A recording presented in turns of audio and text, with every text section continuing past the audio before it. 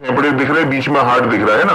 ये लंग्स को मैं हार्ट को बाद में एक्सप्लेन करूंगा, पहले मैं आपको नीचे के ऑर्गन दिखाऊंगा, पेट के ऑर्गन दिखाऊंगा, तो इनको हटा देता हूं। जैसे हार्ट दिखा, हार्ट के नीचे ये होता है हमारा लिवर, है ना। अब लिवर के बारे में बताऊंगा, उसके बाद में ये आपको नीचे इसके स्टमक भी दिख रहा है, ये स्टमक, ये बड़ी आंत और ये छोटी आंत, है ना। तो सबसे पहले लिवर को दिखाता हूं। तो लिवर का जो साइज होता है वो करीब 1.5 किलो के करीब होता है ना, यानी इसका वजन। अब ये जो आपको नीचे दिखाऊंगा इसके, तो आपको सबसे पहले पित्त की थैली दिखेगी, ये होती है पित्त की थैली, गॉल ब्लैडर बोलते हैं। कभी कभी स्टोन बनता है ना, वो स्टोन आके इसमें यहाँ अटक जाता है। ये बाइल जूस भी बनाता है, वो बाइल जूस यहाँ से निकल के छोटी आंत में जाता है, जैसे इस वाली छोटी आंत में आके, जिसमें डाइजेशन में हेल्प होती है ना। इसका जो है काम, जैसे आपको मालूम ही है कि भाई डिटॉक्सिफिकेशन में भी काम करता है, ये हार्मोन भी बनाता है ना। यानी जो भी हम खाते पीते हैं वो इसी का काम है, जिसको वो डिटॉक्सिफाई यानी विषैले पदार्थों को खाने में से निकालने का काम, ठीक है। अब ये दूसरा ऑर्गन है, ये स्टमक यानी अमाशय जिसको बोलते हैं, यानी हम जो भी खाते हैं वो फूड पाइप से, ईसोफेगस से, इसी के अंदर आता है और वो स्टोर होता है। जैसे आपने सुना होगा ना, स्टमक के अंदर एसिडिटी होगी, वो इसी के अंदर एसिडिटी होती है। जो भी खाते हैं वो पूरा फूलते जाता है, यानी कि इसके अंदर भरा रहता है ना। जैसे अंदर से दिखाना चाहूंगा तो आपको ये फोल्ड दिख रहे हैं, इसी के अंदर कभी कभी अल्सर बन जाता है, जैसे बोलते हैं ना पेट के अंदर छाला हो गया, गैस्ट्रिक अल्सर बन गया, वो इसी के अंदर बनता है, ये अंदर जो दिख रहा है फोल्ड, है ना। अब इसके बाद में ये जो खाना जाता है वो छोटी आंत में चला जाता है, यहाँ से। इसमें इसका पहली जो पार्ट होता है छोटी आंत का, ये है ड्यूडेनम, यानी छोटी आंत का, स्मॉल इंटेस्टाइन का फर्स्ट पार्ट।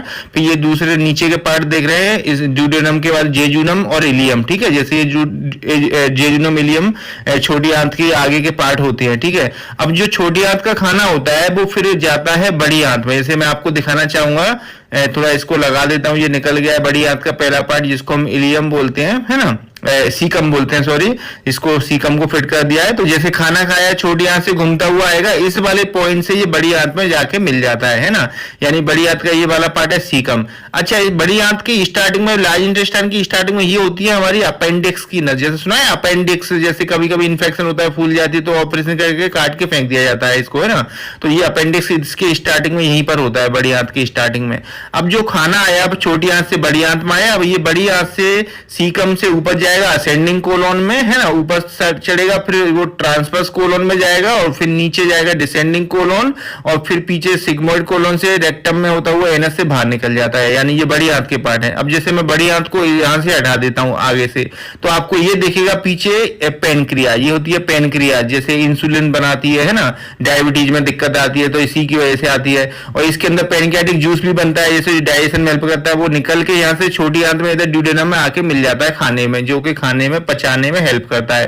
तो जैसे मैं आपको इसको भी हटा देता हूं आगे से, जैसे आपने देखेगा पीछे के ऑर्गन, तो जैसे ही मैं बड़ी आंत को हटाऊंगा, पीछे साइड में आपको दिखेंगे दोनों किडनी, गुर्दे, है ना।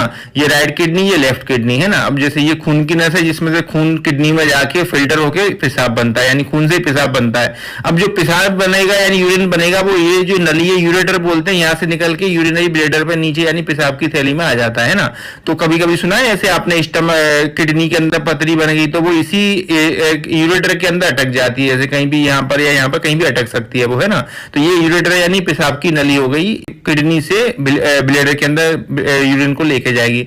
अब जैसे किडनी को खोल के दिखाता हूँ, ये अंदर के कैलेक्स दिख रहे हैं आपको, कभी कभी स्टोन बनता है, वो यहीं अटकता है, किडनी के अंदर होता है। तो अच्छा, एक किडनी के ऊपर आपको 2 ग्लैंड और दिख रही हैं, इनको बोलते हैं सुप्रारीनल ग्लैंड। ये हार्मोन बनाती है, एड्रेनलिन, नॉन एड्रेनलिन, है ना।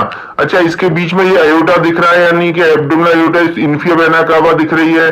बाकी आपको ये जो स्प्लीन दिख रहा है, यानी कि लेफ्ट किडनी के ऊपर ये होता है स्प्लीन, जिसको तिल्ली बोलते हैं। कभी सुना होगा स्प्लीनोमेगाली हो गया, यानी तिल्ली बढ़ गई है, सर्जरी करके इसको निकालना पड़ता है। इसका काम होता है यानी कि ब्लड को फिल्टर करना। अब ये नीचे आपको दिख रहे हैं, ये हमारे मेल ऑर्गन्स दिख रहे हैं ऐसे। अब जैसे इसको मैं बाहर निकाल के दिखाता हूं आपको, जैसे ये ब्लैडर हो गया, ये पीछे रेक्टम दिख रहा है ना। अब देखो, रेक्टम से जो खाना होता है पूरा पीछे रेक्टम से एनस के थ्रू बाहर निकल जाता है, ये है एनस, यानी कि मल द्वार होता है। अब जैसे आपको बाहर के ऑर्गन भी दिख रहे हैं रेक्टम के चारों साइड में, यानी अब देखो ये आपको जैसे और भी ऑर्गन दिख रहे होंगे, जैसे ये अपना बाहर पेनिस भी दिख रहा है, और नीचे जो है दोनों टेस्टिस दिख रही हैं। अब इसको अंदर से दिखाता हूं, जैसे मैं अंदर से खोलूंगा तो आपको जैसे दिख रहा होगा, ये ब्लैडर यानी कि यूरिनरी ब्लैडर, यानी यूरिन स्टोर होता है। अब जब वो पूरा भर जाता है तो ये यूरिन है, ये इस नली के थ्रू, जिसको यूरेथ्रा बोलते हैं, बाहर निकलता है, पेनिस के थ्रू बाहर बाहर आ जाता है। जब ये स्टार्टिंग में देखोगे तो जैसे ये बाहर आता है, इसके चारों साइड में प्रोस्टेट ग्लैंड होती है, जैसे ये दिख रही है प्रोस्टेट ग्लैंड, ये दिख रही है ना, ये जो यूरेथ्रा जो नली है प्रोस्टेट के बीच में से निकलती है। तो जब ये प्रोस्टेट में इलाज होता है, ऐसे सुना प्रोस्टेट इंलार्जमेंट हो गया यानी प्रोस्टेट बढ़ गई, तो वो इस नली को दबा देती है। तो वो जैसे ओल्ड एज में देखा होगा यूरिन रुक रुक के आता है क्योंकि वो नली दब गई है बीच में, है ना। तो ये प्रोस्टेट यही होती है यानी ब्लैडर के जस्ट नीचे। जैसे अब मैं इसको हटा देता हूँ, इसकी जगह पर आपको मैं दिखाता हूँ फीमेल का ऑर्गन यानी फीमेल के पार्ट्स क्या क्या होते हैं। जैसे मैंने ये फीमेल का पार्ट्स उठाया और उस जगह फिट कर दे रहा हूँ। अब मैं इसको आपको बाहर निकाल के दिखाऊंगा, जैसे फीमेल के पार्ट्स है ना। अब इसमें आपको जैसे अंदर दिखेगा ये है यूट्रस, बच्चेदानी, है ना। अब बच्चेदानी के सामने यूरिनरी ब्लैडर यानी पेशाब की थैली, इसके दोनों साइड में होती है फैलोपियन ट्यूब यानी बच्चेदानी की जो नस होती है, नली होती है ये वाली। अब इसके सामने ओवरी होती है, अंडा से होता है ना। अब जैसे मान लो आपको ये आगे साइड में वल्वा दिख रहा है यानी वयाना वगैरह होती है इसके अंदर, और नीचे साइड में आपको दिखेगा एनस यानी मल द्वार जिसके थ्रू स्टूल पास होता है। ऊपर बल्वा दिख रहा है। अब जैसे मान लो इसको मैं अंदर से दिखाता हूँ खोल के आपको, ठीक है। तो जैसे मान लो ये इस तरीके से लगा रहता है, तो पीछे ये होता है बच्चा यानी यूट्रस के अंदर बच्चा है। जैसे अभी इस बच्चेदानी के अंदर मान लो ये जो मैं इसको लगा देता हूं इधर, अब ये इसके सामने यानी पेशाब की थैली आगे होती है बच्चेदानी के, और इसके पीछे जो देखेंगे रेक्टम होता है ना, ये वयाना है जहां से ये बच्चा जब बड़ा हो जाता है डिलीवर होता है, तो इसी वाले वयानल रूट से ये नॉर्मल डिलीवरी में बाहर आता है ना। तो जैसे ये आगे ये यूरेथ्रा होता है यानी जिससे पेशाब पास होता है ब्लैडर से बाहर, है ना। अब देखो, अब बाकी के आपको ऑर्गन दिखाता हूं मैं आपको। तो जैसे इसको जैसे मान लो ऊपर की हम बात करते हैं लंग्स वगैरह की यानी छाती के ऑर्गन बचे हैं, तो पहले मैं ये लंग्स को दोनों लगा दूं। ये है हमारे दोनों लंग्स, ये लेफ्ट और ये राइट लंग, है ना।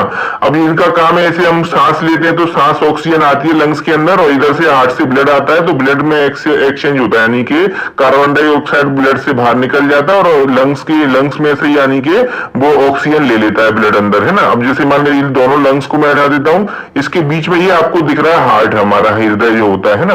अब जैसे मान लो इसका काम है ऐसे कि ब्लड पंप करना, ऐसे सुपीरियर वेना का इंफीरियर वेना का वैसे आता है लंग्स में जाता है, लौट के फिर इधर की आ जाता है इसके अंदर ब्लड।